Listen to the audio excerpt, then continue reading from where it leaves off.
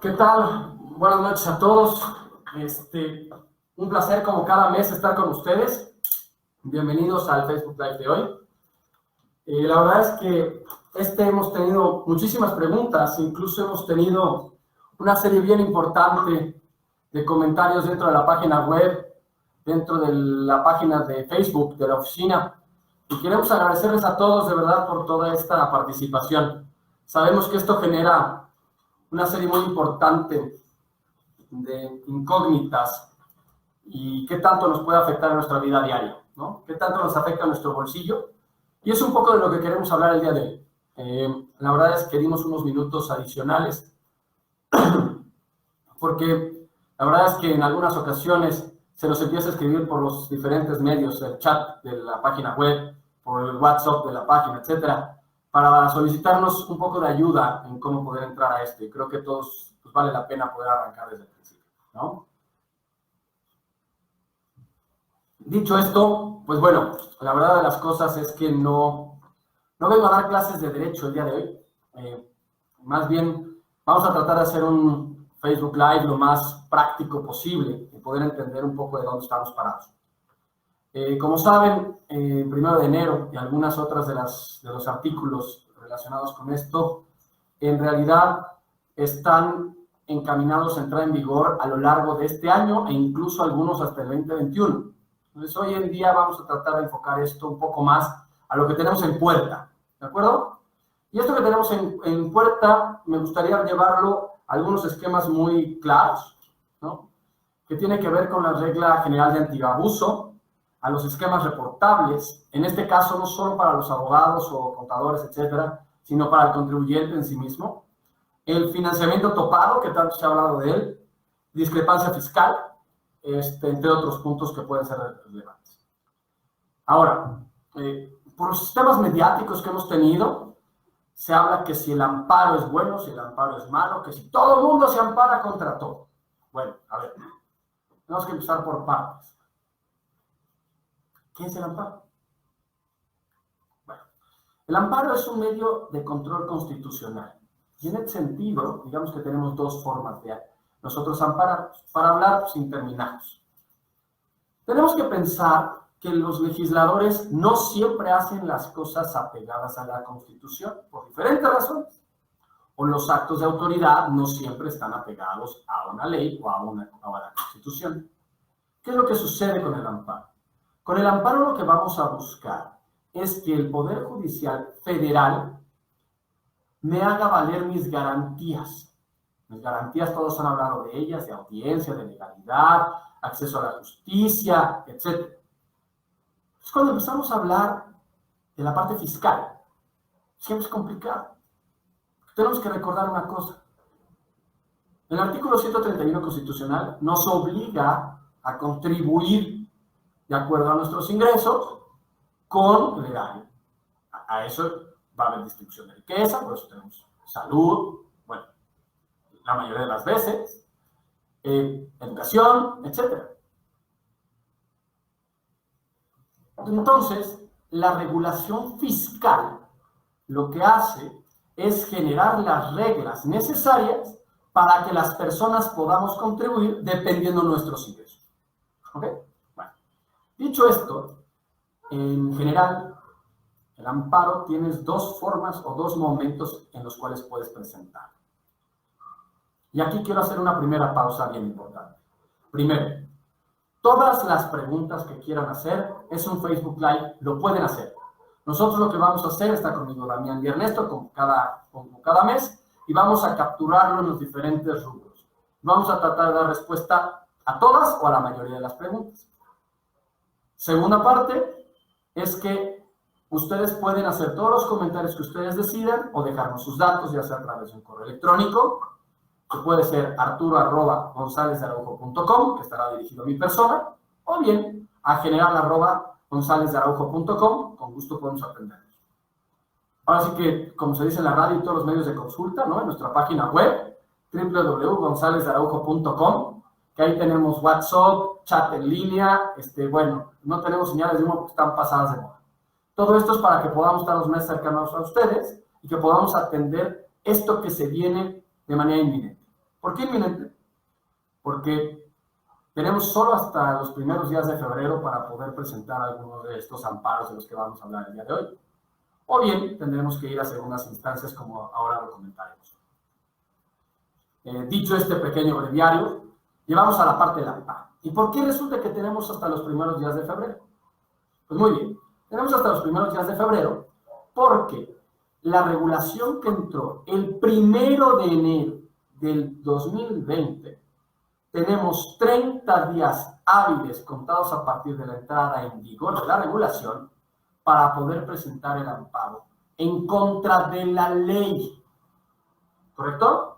No forzosamente es que tengas el acto, sino que tú como contribuyente te encuentres en el supuesto normativo que está modificado. Es decir, que tú estás en esa regla, que te aplica la regla a ti, que de manera inminente te la aplicará. ¿De acuerdo? Bueno, si no, tienes 15 días contados a partir del primer acto de aplicación. Si no haces ninguna de las dos cosas, consentiste el acto. Es decir, ya no tenemos otra forma de hacerlo. Para ir dando respuestas a algunas de las incógnitas, ¿qué otras herramientas de defensa tenemos? Bueno, depende. Y esto aquí entra en una serie muy importante de herramientas legales. Puede ser desde un recurso de revocación, tenemos los juicios de nulidad, que son los medios ordinarios de defensa. Tienes además las garantías de audiencia durante diversos procedimientos en los cuales tú puedes ofrecer pruebas para poder acreditar el cumplimiento de tu regulación fiscal. Sin embargo, dentro de ellos no estamos atacando las inconstitucionalidades. Los medios legales de defensa lo que hacen es que atacan las legalidades, esto es, la forma de actuar de la autoridad. Claro, insisto, si te hacen el primer acto de aplicación y consideras que es inconstitucional la norma, puedes presentar este amparo. Visto este marco general, tendremos que entender entonces que ahorita tenemos una posibilidad. Entonces, podríamos decir, ¿cómo le hacemos? ¿Lo hacemos ahorita o lo hacemos después? La verdad es que depende siempre el caso en concreto, porque depende la parte fiscal, la historia fiscal que pueda tener tu empresa o que puedas tener tú como comercio. No obstante, vamos a tratar de dilucidar esto de manera muy rápida. Primero, vamos a una regla general de antiabuso. ¿De acuerdo? Aquí, básicamente, lo que sucede es que viene de una corriente muy general, muy abierta, que viene a nivel mundial y que básicamente trata de limitar las deducciones que están puestos o que están haciéndose de manera arbitraria y sin ningún fundamento. Sin embargo, lo que sucede es que en esta regla general antiabuso que se generó o que se promulgó, los elementos son que a juicio de la autoridad carezca de razón de negocios y que esto genere un beneficio fiscal, y ojo con la palabrita, directo o indirecto, lo cual genera que la autoridad pueda presumir que los actos jurídicos carecen de razón de negocio y derivado de sus facultades de comprobación, te quiten esa posibilidad y entonces se vuelva fiscalizable, es decir, tus deducciones no procedentes. Parece muy técnico. Pues bueno, vamos a ponerlo muy rapidito. Vamos a imaginarnos que estamos en el ejercicio 2026, ¿no? Y entonces yo tuve ingresos en el 2020 por 5 millones de pesos. 5. Saquemos una pluma y un papel, muy rápido. 5 millones. Y tengo unas deducciones autorizadas por 2 millones y medio. Por lo tanto, tengo 2.5 millones de pesos como resultado fiscal. ¿Vamos bien? Bueno, le ponemos una tasa impositiva del 30%, con lo cual tenemos que pagar 750,000 pesos del impuesto sobre la renta. Ahora bien, si yo esto lo llevo al día de hoy, lo que sucedería básicamente es que, primero, al momento que yo no puedo deducir esa cantidad de esos, vamos a suponer que te hayan puesto una cantidad de, ¿qué les gusta?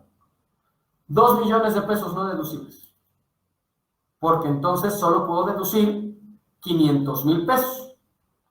Por lo tanto, mi base van a ser 4 millones.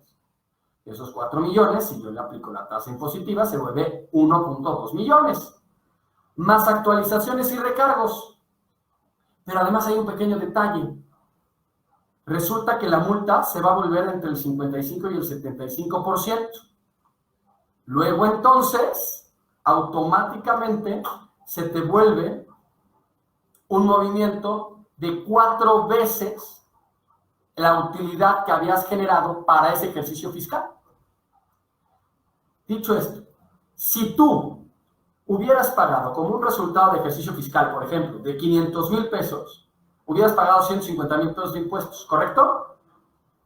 Si no me permiten deducir 2,5 millones, automáticamente tengo que pagar 2 millones de pesos sobre ese ejercicio.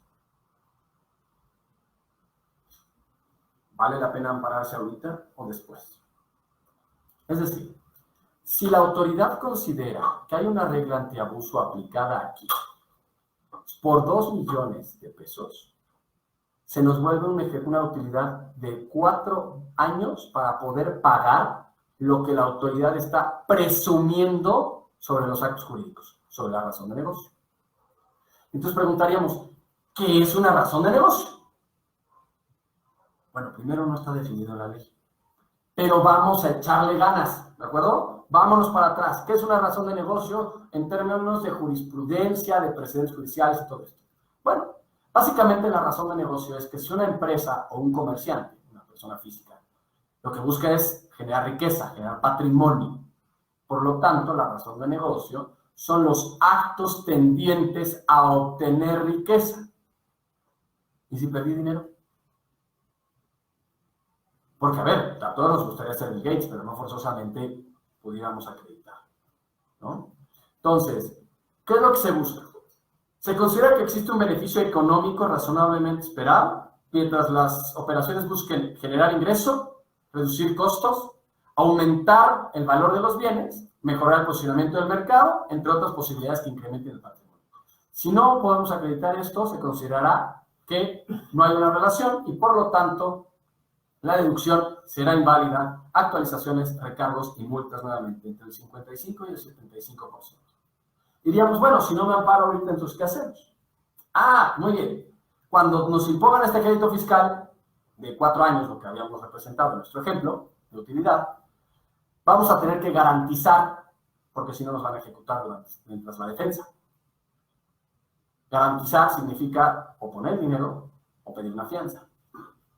Y esto significa un gasto, ya se podrán imaginar, durante los añitos que nos vayamos a echar dentro de los medios legales de defensa hasta el amparo y la consecución. Ahora bien, esto estamos hablando de temas que tienen que ver con las reglas antiabuso, simulaciones, etc. Pero tenemos otra, se llama discrepancia fiscal. La discrepancia fiscal, para todos los efectos de la presente ley, se consideran amenazas en la seguridad nacional cuando traigamos temas de actos ilícitos contra el fisco federal, a los que hace referencia el 167 del Código Nacional, ¿no? Expedición, venta, enajenación, compra, venta, comprobantes fiscales, sobre operaciones inexistentes, falsas de actos jurídicos simulados. Es decir, abarca todo. Por lo tanto, si nosotros pensamos que a partir de 7.8 millones de pesos de deducciones son delincuencia organizada, hay prisión preventiva. Pero nadie se pone a pensar en los que hacen menos de eso. No quiere decir que no sea penal, lo que dice es que durante el procedimiento vas a estar afuera. Segunda parte que es importante. Bueno, yo no sabía siquiera que yo le estaba comprando algo, un entregable, un vaso, a alguien que además vendía facturas. Tenemos otro tema importante.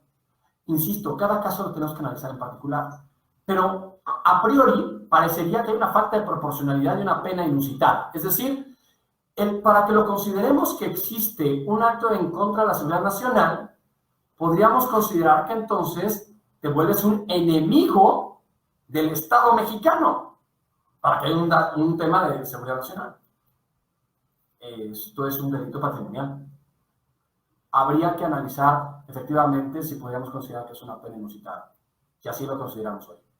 Es más, el artículo, me parece que es el 8º transitorio, te dice que cuando tú tienes la oportunidad de regularizarte incluso dentro de los primeros 3 meses de este año. O sea, es decir, irte a echar de cabeza. Entonces tú tienes que decir, oye, yo compré, yo hice, yo tal, y entonces tienes que evidentemente regularizar tu procedimiento, pagar tus impuestos con las deducciones y recargos, etc. Si no lo haces, básicamente lo que te dice es que entonces puedo analizarte por ti, por los efectos fiscales que está generando esa factura o esa simulación de actos, esa discrepancia fiscal que tú has tenido en ese tiempo. Por lo tanto, parecería claro que existe una retroactividad en la norma, porque si bien es cierto que ya se tipificaba todo este tipo de actos de una o de otra manera, evasión fiscal, elusión fiscal, etcétera, no de esta manera. Entonces, al momento de generar esta vinculación sobre ejercicios anteriores, parecen argumentos por demás razonables para poder arrancar con un tema de retroactividad de la norma.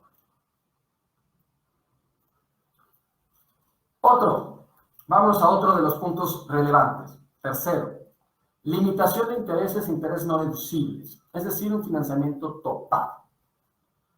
De esto pocos hablan y, sin embargo, tiene un impacto que modifica de manera muy importante cualquier análisis financiero que pudiera tener cualquier empresa.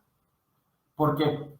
Porque los intereses netos del ejercicio no pueden exceder del monto que resulte de multiplicar la utilidad fiscal ajustada por el 30%. Es decir, de la utilidad fiscal que tú tengas no puedes endeudarte más de 30.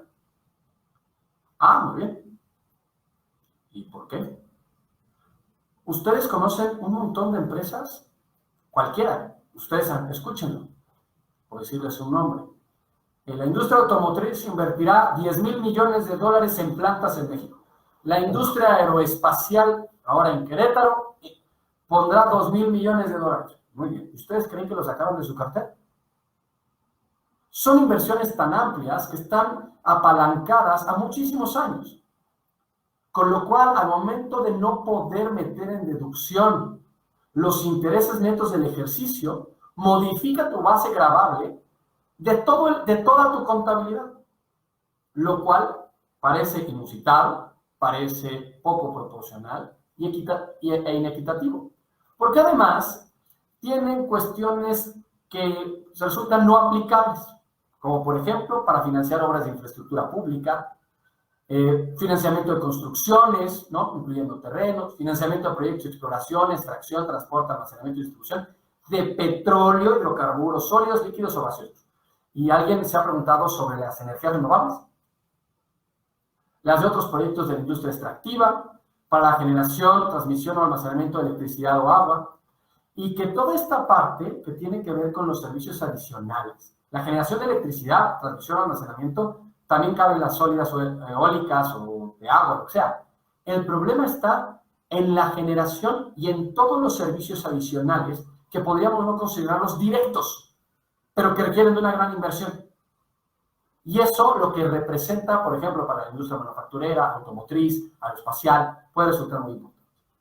Dicho esto, tenemos además una serie de prestadores de servicios que van a tener esta forma de toparlo de manera muy importante. ¿Y esto dónde está impactado? En el precio final, porque si no lo puedo deducir, es un costo no deducible, lo cual resta competitividad y que además parece que es totalmente desproporcionado porque no se está haciendo un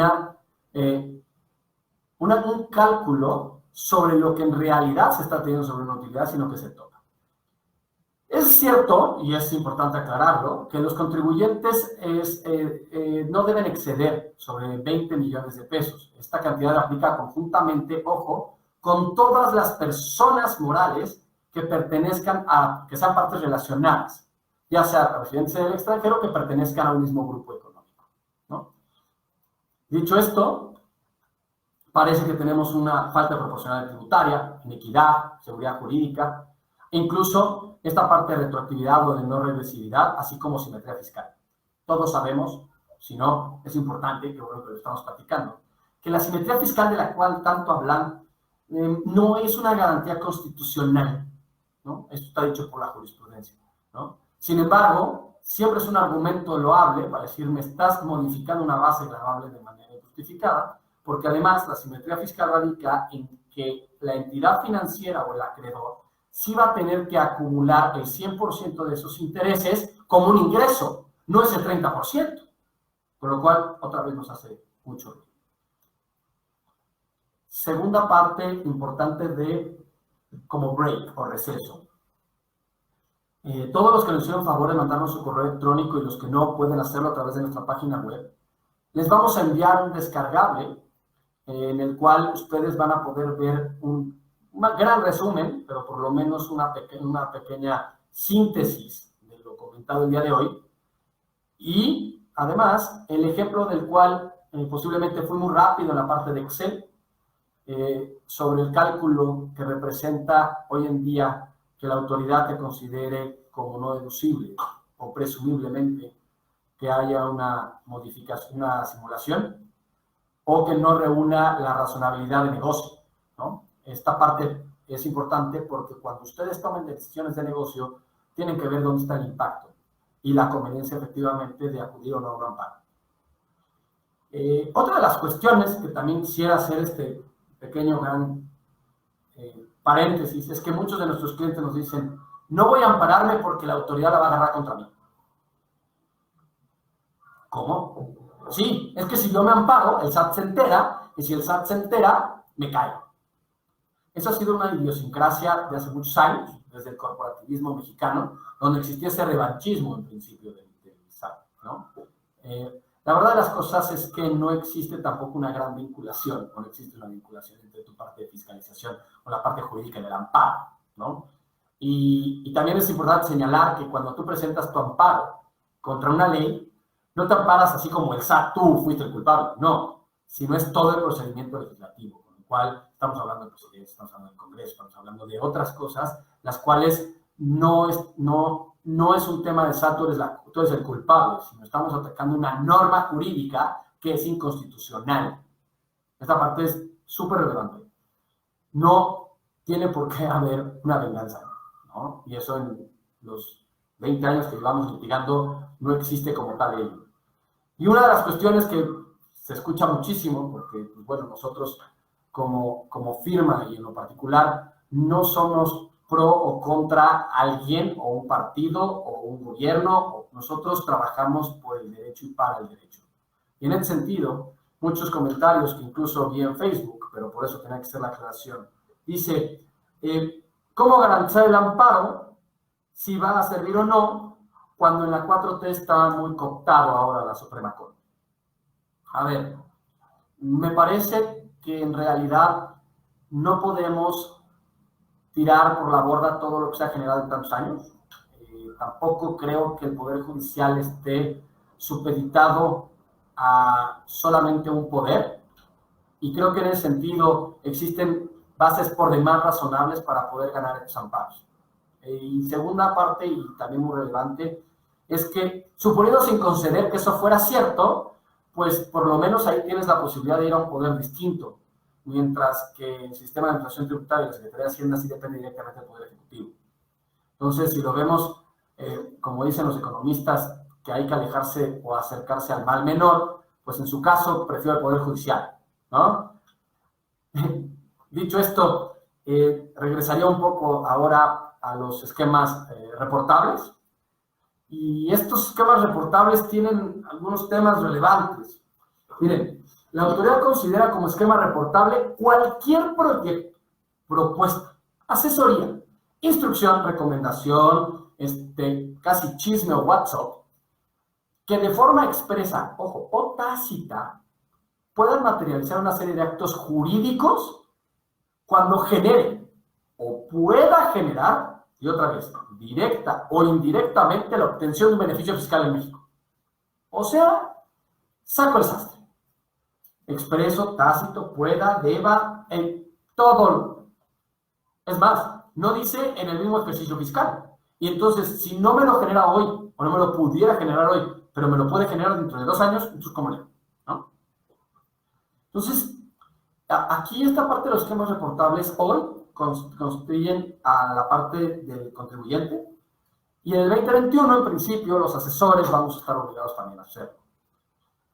Si bien es cierto que la idea es combatir al EFO y al EDO, a veces en las formas, pues le pegan a todo cristiano que pasa por ahí, ¿no? Entonces, en este sentido, cuando tú no reportas un esquema reportable, entonces nuevamente se vuelve la sanción y se vuelven no deducibles todo tu esquema, ¿no? Entonces, de una forma o de otra, le estás pegando a un tema de una seguridad jurídica, además de un principio de autodeterminación. Si ustedes lo ven, en términos generales, esta reforma lo que hace es generar una gran incertidumbre, porque genera presuntivas, porque genera la idea de tú me tienes que decir lo que pudiera ser, mientras que en el derecho fiscal no es lo que pudiera ser, sino es en el estricto aplicación de la norma. Tienes que brindar una seguridad jurídica de cuándo, cuánto y a qué tasa debo pagar. Si no, imagínense que ahora van a llegar a los restaurantes y solamente dan un ticket con el total. Oye, ¿qué consumí? No, pues tú págale, ¿no? O bien, dime cuánto crees que vas a consumir y yo te digo si creo que es justo. Uno de los temas que es muy relevante cuando nos enfrentamos a esta parte donde se advierte de manera muy evidente en la parte de simulación o en la norma o en la regla de antiabuso, es que si bien es cierto que la autoridad va a tener un órgano colegiado entre la Secretaría de Hacienda y el SAT para obtener un dictamen favorable sobre la determinación de un artículo, y que incluso tienes la positiva, en el sentido de decir, si yo no te controvierto en 2 meses, considero que se llevó a cabo con estos 2 elementos de razón de negocio y el beneficio fiscal. Lo que es un hecho es que se asume que la autoridad fiscal no solo es fiscalista, es el mejor estratega de negocios. Porque si yo le pongo a la posibilidad de que haya una razón o no de negocio, ¿no? Eso es un tema importante. ¿Qué capacitación es buena? Porque si no es buena, entonces no te la pongo como deducción. De hecho, ahora tenemos un par de asuntos que tenemos que defender en ese sentido. Entonces, me parece que en ese sentido es importante, muy importante, que cada contribuyente se pueda acercar, nosotros con todo gusto, a su asesor fiscal para poder determinar una estrategia que pueda combatir las presunciones, los estados de indefensión y la inseguridad jurídica. Y les voy a comentar algo que es importante. Cuando uno hace contabilidad, uno procura seguir las reglas tal cual, ¿no? La miscelánea, la norma y tal. Pero dentro de interpretaciones tan amplias como estas, el propio contador, sin afán de caer en un tema donde pueda lastimar a su cliente, es fácilmente controvertible. Con lo cual, nuevamente, es importante que se puedan tomar los medios de defensa antes de que exista un crédito fiscal o bien una acción penal, para que no tengamos, primero, que garantizar, segundo, que garanticemos que las garantías individuales están cumplidas, pero además que su contabilidad y su estrategia financiera de rentabilidad de negocio tiene una certeza. De otra manera, pues es levantarse en las mañanas y decir, vamos a ver con qué criterio amanecemos el día de hoy para ver si me van a fincar un crédito cuya sanción radica entre el 55 y 75%, si bien nos va, más actualizaciones y recargos de todo. Porque nuevamente, si tomamos en cuenta que nos cacharan, vamos a hacerlo así, ¿no? Porque así nos consideran. Hoy en día, desgraciadamente, la buena fe parece muy difusa, por decirlo menos. Y entonces consideran bajo su presuntiva que esto está mal. Si te lo cacharan al siguiente mes, pues tendrías nada que pagar, muy poco. Pero si lo consideran así dentro de 4 años, y entonces tienes que pagar actualizaciones, multas y recargos de todo por esos 4 años, pues difícilmente cualquier negocio podría sostenerse en México.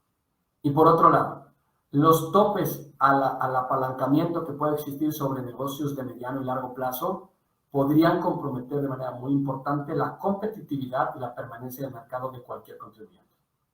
Creo que por mi parte solamente me resta invitarlos a que acudan a nuestras oficinas, en nuestra página web está, nos llamen, agenden una cita conmigo, con alguno de mis consultores, para que evidentemente podamos realizar un análisis sobre la posibilidad de éxito en tu caso particular sobre un tipo de acción de amparo en ese sentido.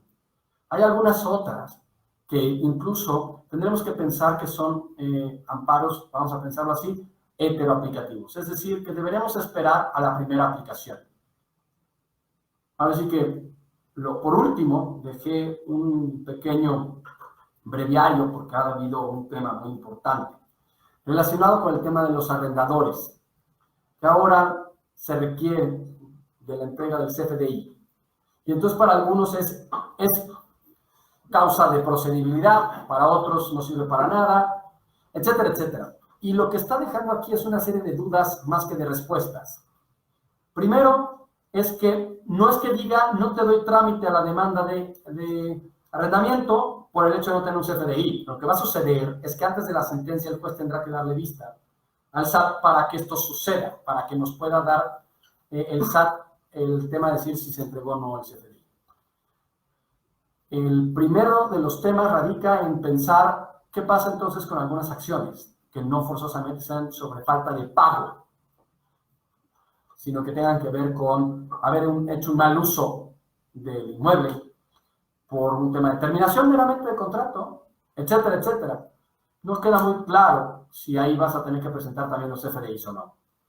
Segunda parte, que aparentemente está puesto sobre personas físicas. Entonces, si tengo personas morales, pues no los tengo que presentar. Hay una serie de interrogantes que permiten vislumbrar posibles acciones de amparo sobre equidad, sobre seguridad y certeza jurídica e incluso acceso a la justicia.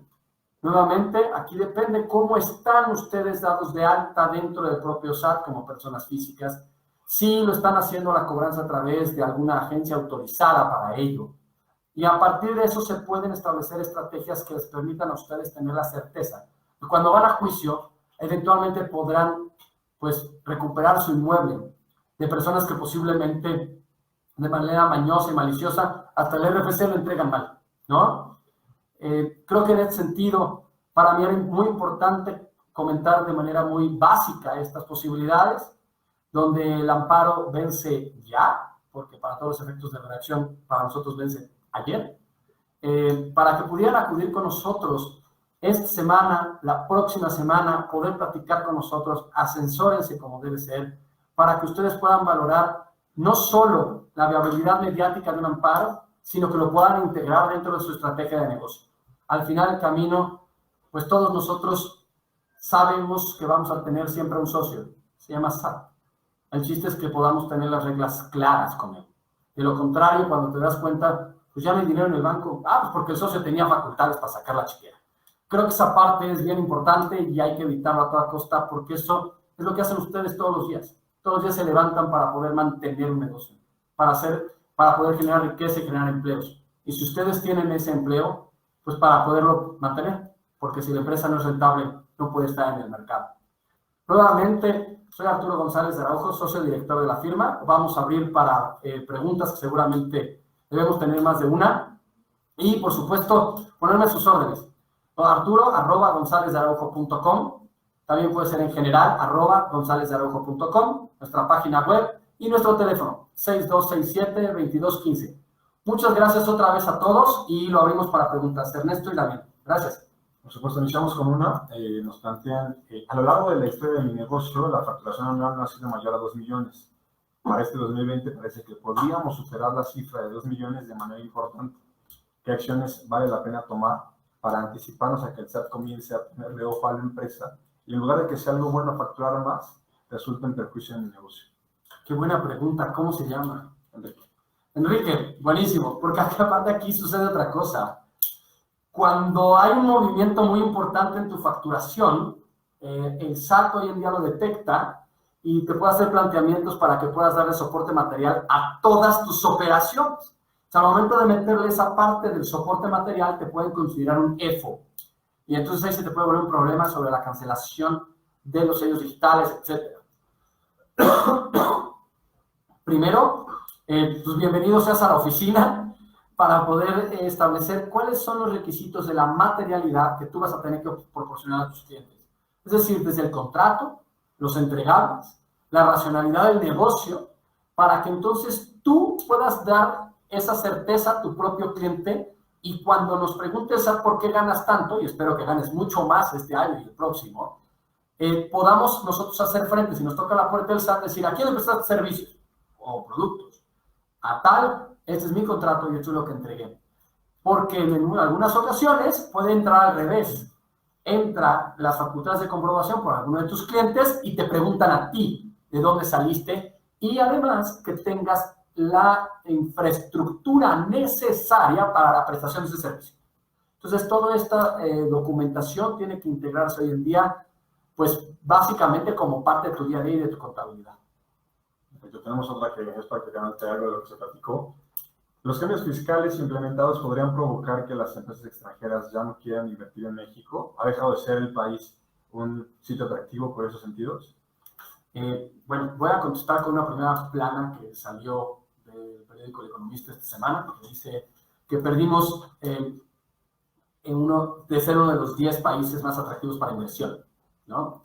Sí creo que es un tema muy sensible para poder recibir capitales extranjeros, puesto que si está topado este tipo de inversiones a través de la serie de financiamientos que se podrían recibir, podría ser efectivamente una situación de estas. Pero más allá de la parte del financiamiento, una de las cuestiones que a nosotros algunos de los clientes nos preguntan cada año, y son como parte de los due diligence que hacen los corporativos, es sacan una especie de calificación sobre certeza y seguridad en varios rubros, intangibles, fiscales, corporativos, así como burocráticos.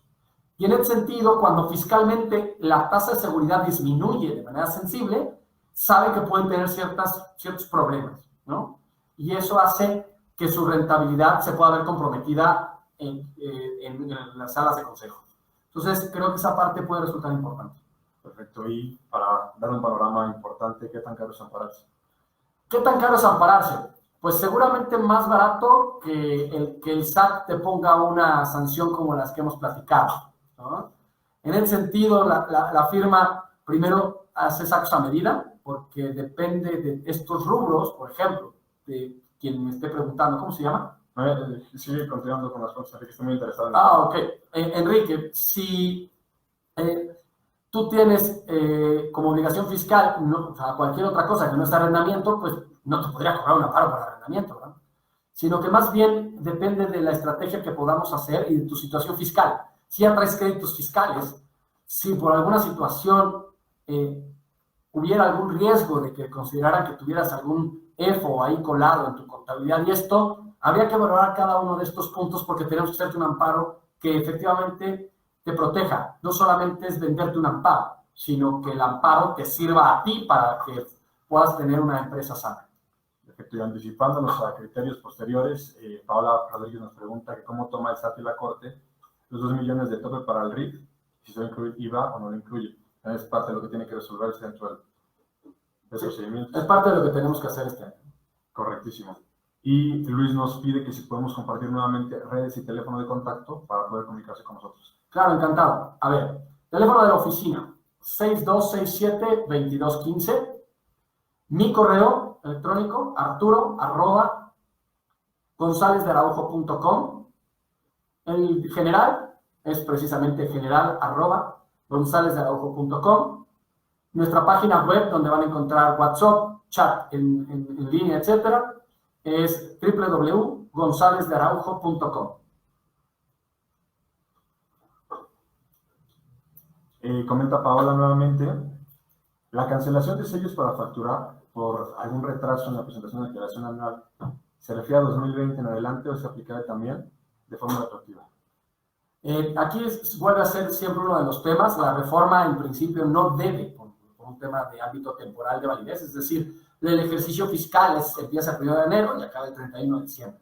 Lo que está sucediendo es que durante los diferentes transitorios dice en los efectos fiscales que se repercutan en este, con lo cual, en una interpretación bastante amplia, podría considerarse que podría cancelar. No obstante, esto ya existía en los ejercicios anteriores, lo que pasa es que eran 3 meses o 6 meses, o sea, 3 meses seguidos o 6 meses aleatorios, etc.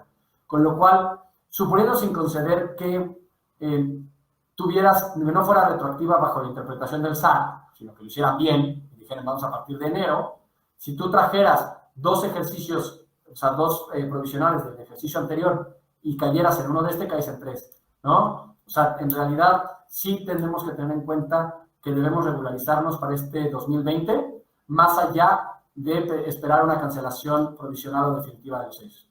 Perfecto, con ello estamos abriendo una ronda de preguntas. Perfecto, otra vez queremos agradecerles a todos y nuevamente invitarlos de manera muy puntual a que acudan con nosotros a poder revisar su situación, poder hacer una estrategia que constitucionalmente se apegue a derecho y a partir de ello poder evitar posibles créditos fiscales que después se vuelvan impagables y todo el trabajo que hayan tenido todos estos años pues acabe solamente pues en un litigio y en una sala de servicio de administración tributaria.